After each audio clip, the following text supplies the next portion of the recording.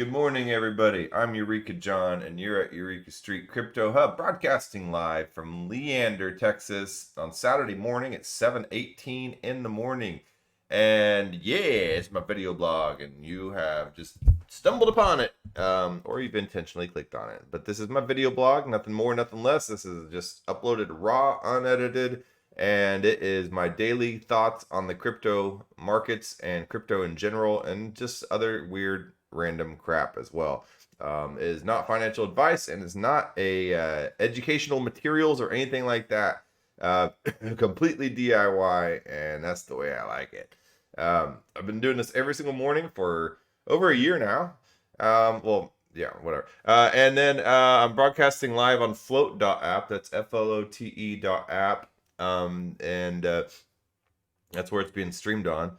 And let me see what else. I'm not sponsored by anybody. I'm not shilling anything, and I'm not trying to bum any money from you. So yeah, this is just what I do in the morning to collect my thoughts for fun on anything that I've read or seen the day before on crypto.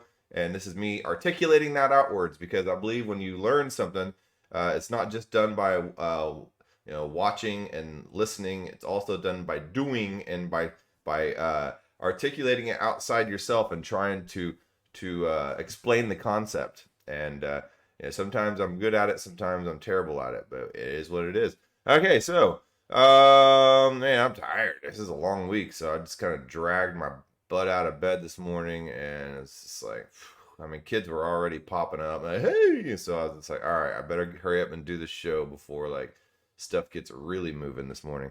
Okay, so I'm dealing with a cough, so excuse me if I happen to cough a lot. All right, so all right, Bitcoin, $63,815.27.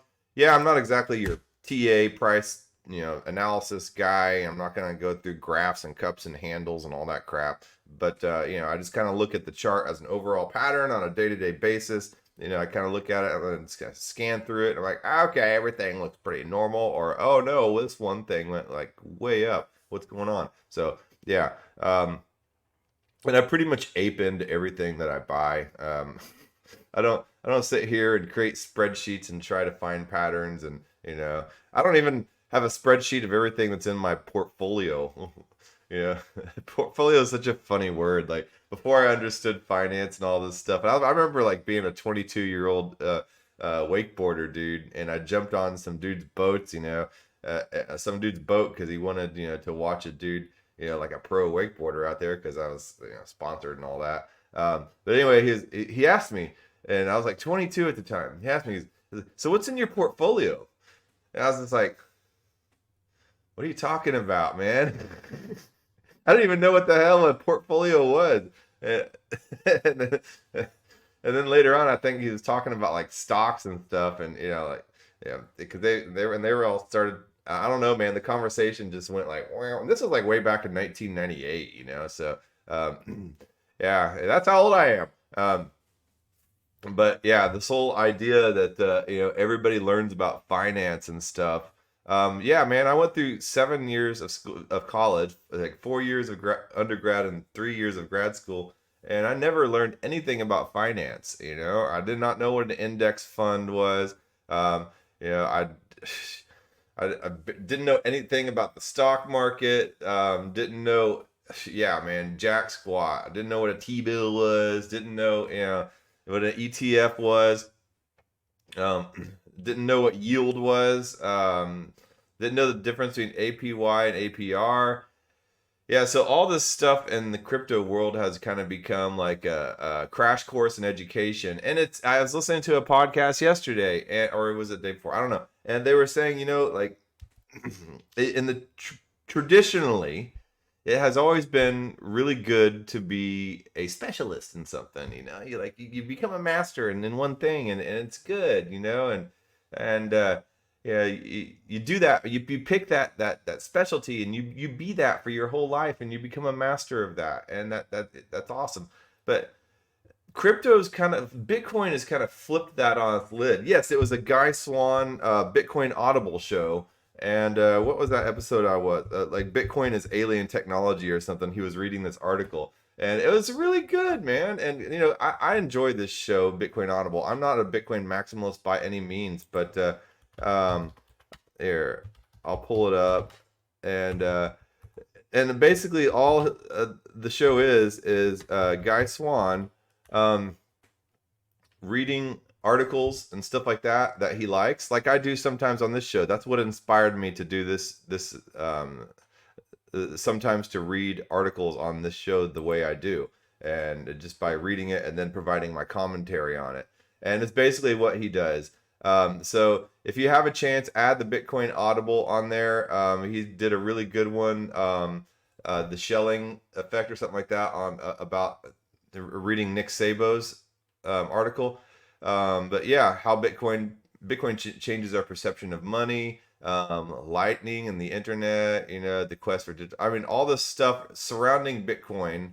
um, and and he reads the article and then just talks about it afterwards. And it's really good when you're driving to just have somebody read you an article and you feel like, you're actually reading something substantial, because he picks really good articles, so yeah, I would highly recommend this podcast, Bitcoin Audible. But anyway, the point that he was, oh, this one was a good one. There was never a real tulip fever. So if anybody ever tries to pull the whole, Bitcoin is a tulip bubble argument on you, you can come back with this article written by the Smithsonian Magazine that there was never actually any type of Bitcoin bubble, no, tulip bubble back in the day. It was so niche, and it was like not even a blip on the map, and somehow it got blown up, through publications and stuff, to sound like it was a huge economic disaster, and it wasn't at all. But yeah, this is a really cool one.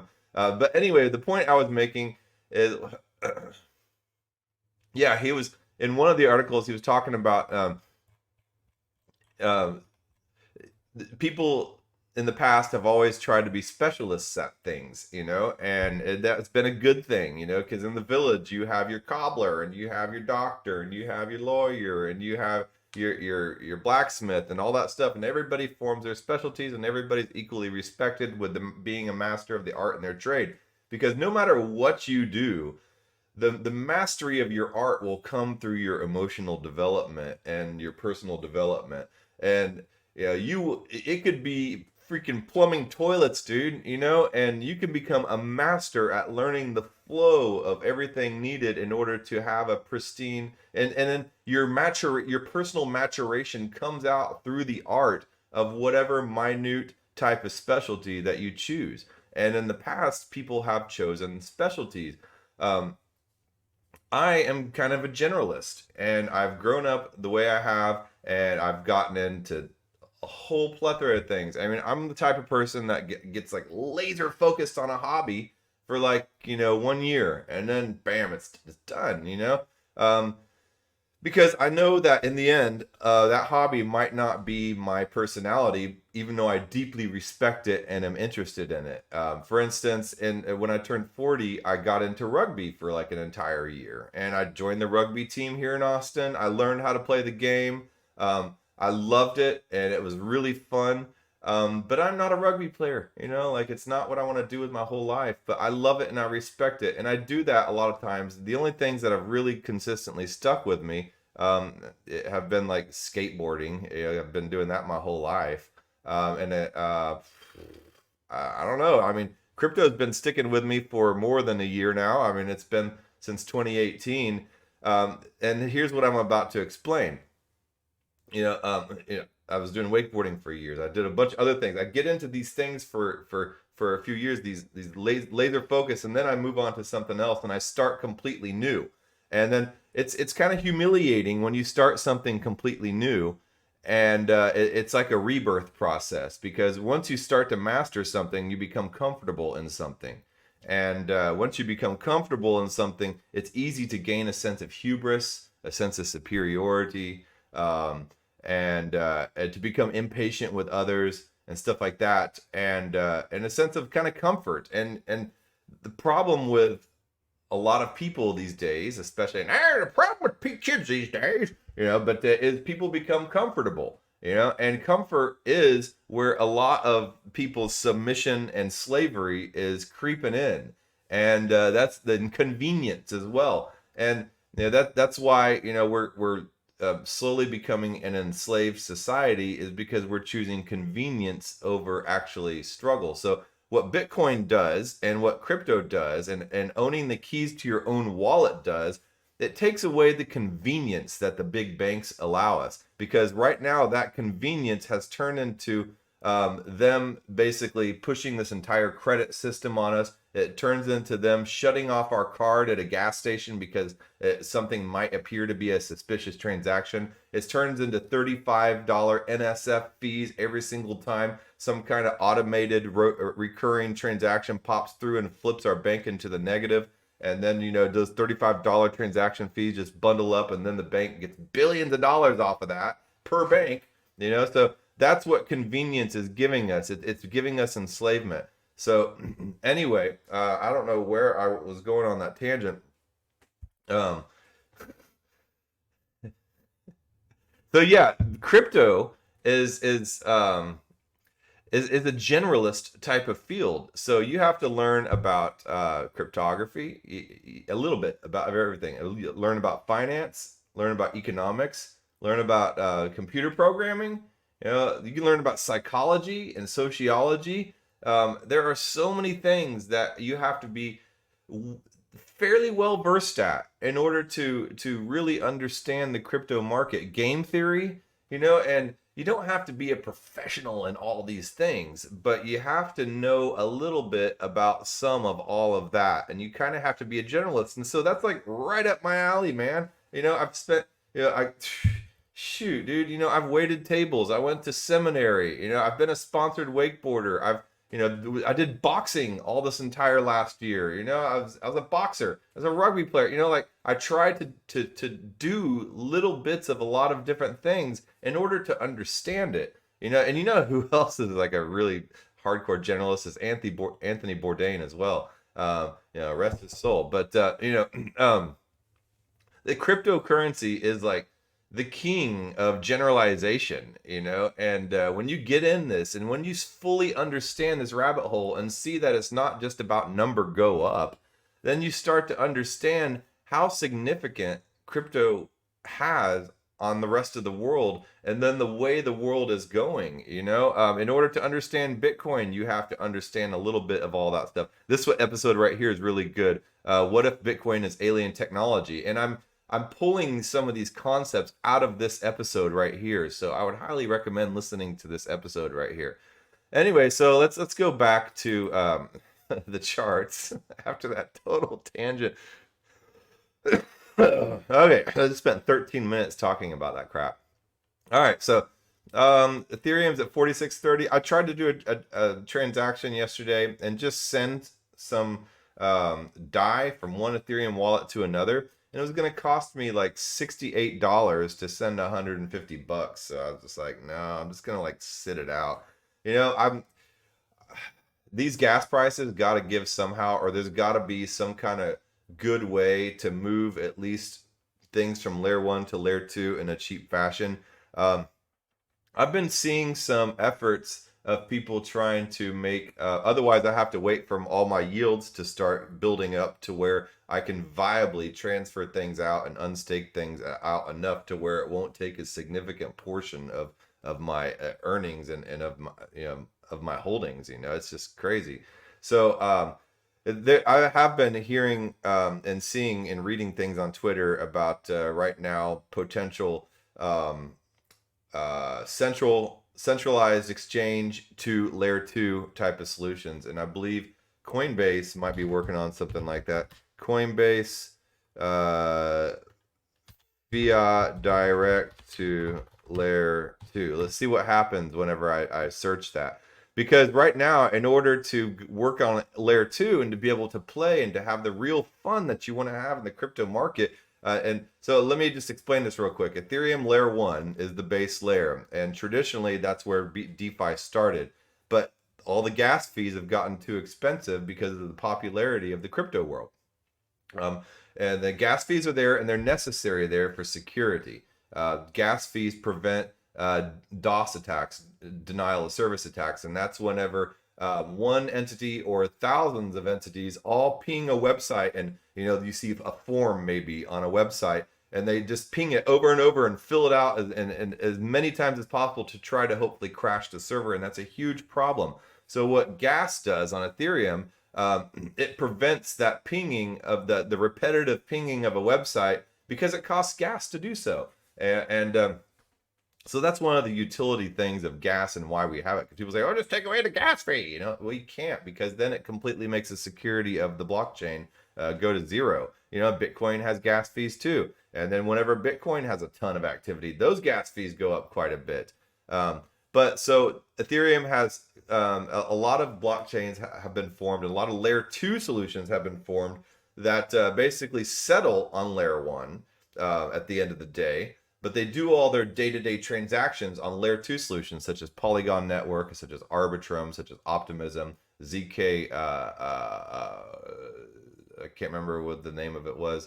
And then ZK Sync, Starkware, stuff like that. All that stuff is popping up to be able to try to solve this layer 2. People have tried to solve it with other layer 1 blockchains. I don't know how. I mean, that's. Some of them are good, but they all end up bridging to Ethereum and pointing to Ethereum, just like all roads lead to Rome. All right, so let's look back here. Coinbase connects wallet to Polygon Network for layer 2 scaling. It's on Crypto Potato, and that's back in July 14th, 2021. So let's see here. Coinbase connects wallet to Polygon Network for layer 2 scaling.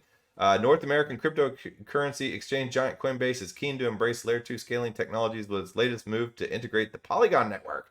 An announcement on the company blog on July 13th, Coinbase stated that the Polygon Network is now available on the Coinbase Wallet mobile app and extension, and more scaling solutions are coming.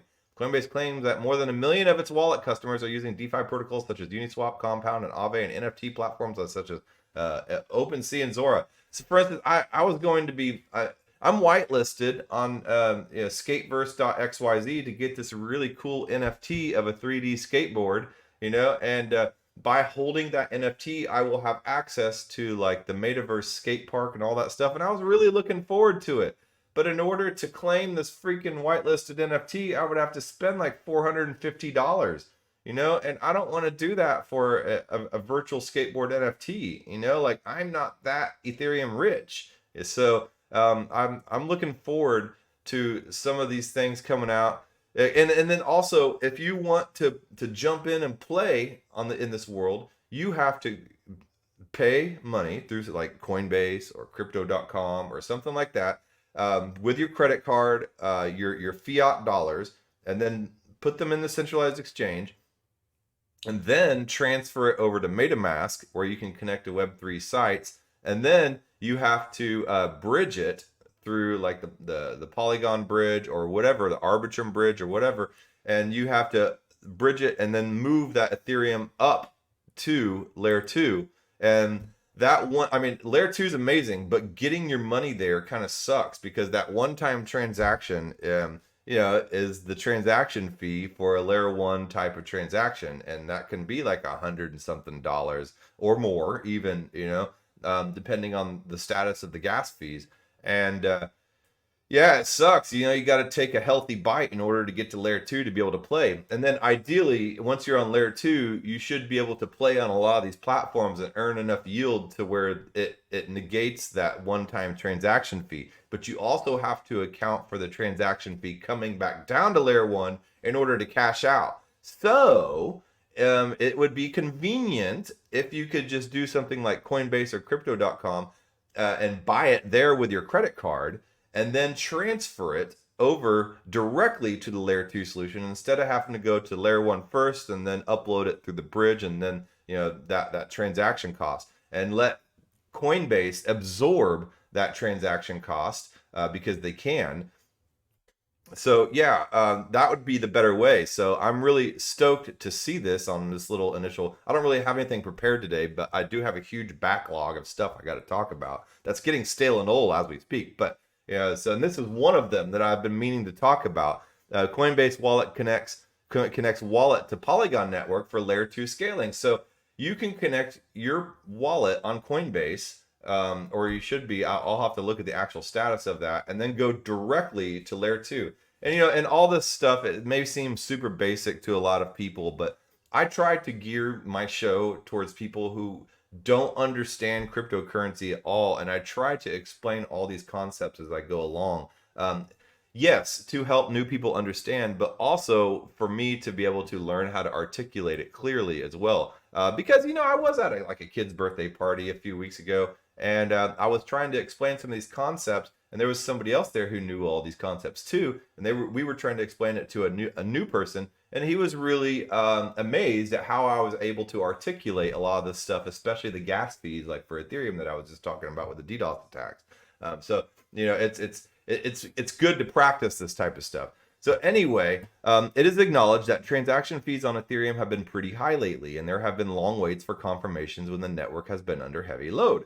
Combining this with Coinbase's own excessive fees makes the exchange an expensive procedure. So Coinbase laying on Layer 2. Coinbase stated that the Ethereum Layer 2 scaling aggregator Polygon, which is the ticker symbol MATIC, because it used to be Matic, and they changed the brand to Polygon for some reason. I think Matic is more original than Polygon, don't you think? Matic stands out to me. Polygon just seems a little more generic.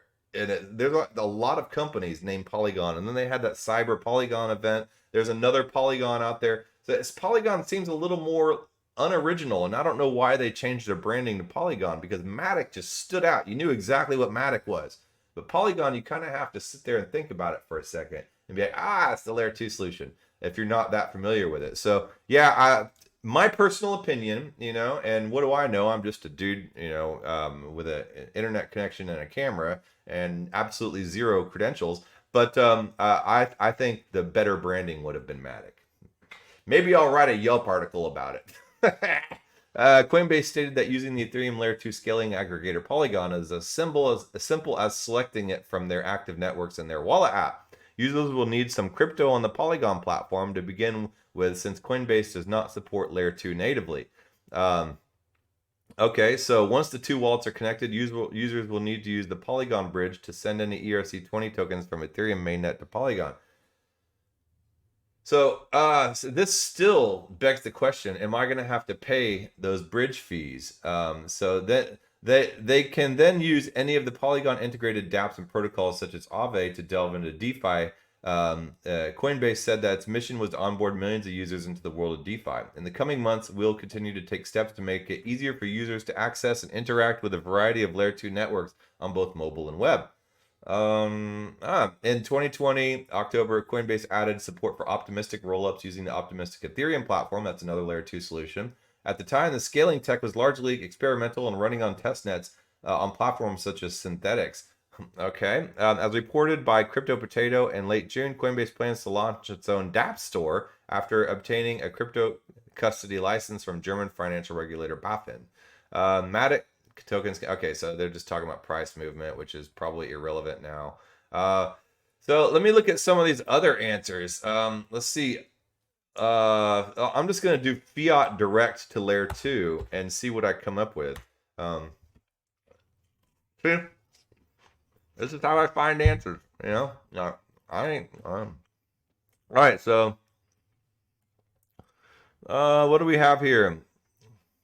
A lot of Polygon stuff. There's Nash right here working on Fiat ramp to Layer 2. Nash is kind of, they have like the Waves. They're part of like the Waves network and all that stuff. But let's see here. Nash is also an exchange. Nash ramps to allow direct fiat to crypto layer deposits in Layer 2 environment. Let's see what this Reddit thread has to say here. So, Polygon integrating Nash ramps to allow direct fiat to crypto deposits into Layer 2 environment. I don't really know much about Nash, honestly. Whenever I was playing around with the Waves ecosystem, I used Nash for a second. See more of Polygon's integration plans in their announcement tweet. Okay, that was 7 minutes ago. What? No, 7 months ago. Yeah, 7 months ago.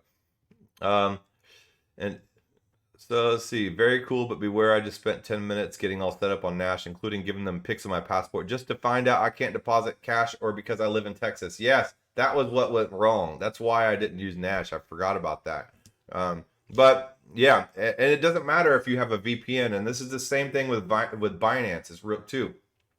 If you live in the United States, and on top of that, if you live in Texas, it's a major pain in the ass to use some certain exchanges. Nash, like you go through this whole KYC process and everything like that.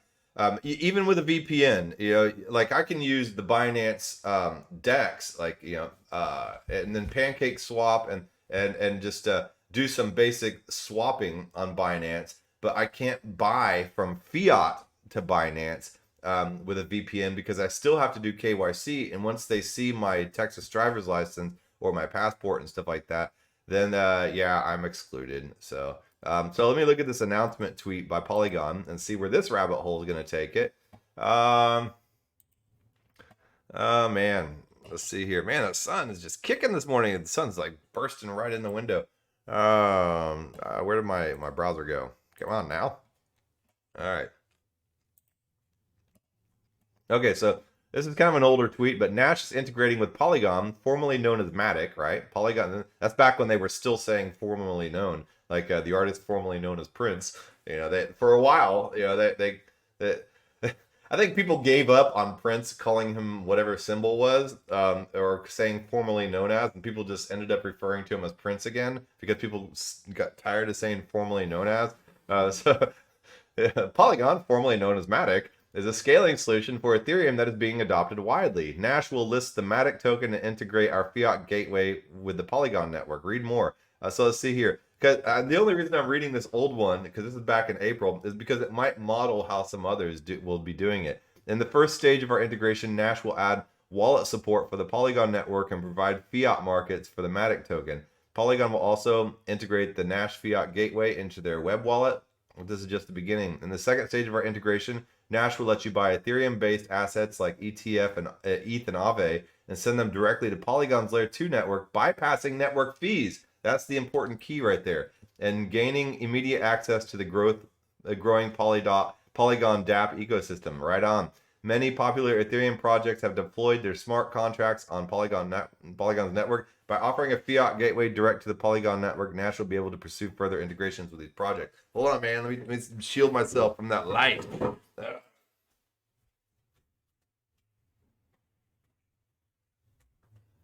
Okay. Woo, man. That was some hardcore sunlight just blasting through my windows. I'm like a vampire, man. All right. So let's go back over here to this search and see what else we can find. Ramp Network, Fiat Gateway, XDAI. Let's see what XDAI chain's doing. Yeah, that's another layer 2 solution is XDAI. And if you've ever gotten a POAP NFT from whatever event and they give you that POAP NFT, that NFT will be sitting on XDAI because it's a super cheap way to, it's a side chain is what it is. And there's a lot of different types of layer 2 solutions. There's state channels, there's side chains, there's roll-ups, there's plasma, and all that type of stuff. Yeah, but this one is a side chain. And maybe I should do an episode. I think I have in the past is talked about all the different types of layer 2 solutions because there's a plethora. There's a smorgasbord of layer 2 solutions out there. A Fiat XDAI gateway is now available for banking customers in more than 40 countries. Probably not the United States with Ramp. Users can use a debit card or bank transfer to receive XDAI directly using instant euro-based conversions. Of course it's for Europe and not for the... I've heard about Ramp before. Let's see these complete list of countries and see what's going on here. Let's see here. Yeah, the Ramp token. I haven't heard much about that lately, but at the beginning of this year, I was hearing something about it. So let's get Albania, Angola, Brazil, Brunei, Chile, Gabon, Lithuania, Senegal, United States. Okay. Okay. All right. So let's go. Let's see here. Let's find this Ramp protocol. And so Ramp to XDAI. Let's see here. Ramp to XDAI. And let's see where this rabbit hole takes us.